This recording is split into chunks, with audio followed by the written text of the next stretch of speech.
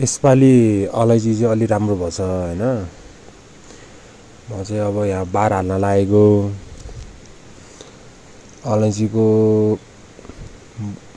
बोट चाहिँ एकदम मान्छेभन्दा अग्लो भइसकेको छ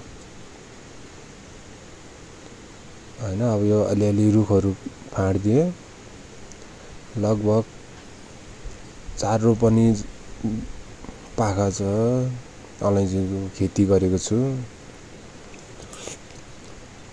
4 रोपनी जग्गा जति होला। अब यो अलि छारी भयो, छारी हटाउन 2-3 दिन भयो छारी हटाएको। अब यो तल पनि छ, यो केराको बोटले देखेन, यसले अलि अड्का छ हैन। यसपालि भाउ पनि राम्रै भयो अलैँचीको, उत्पादन पनि राम्रै छ।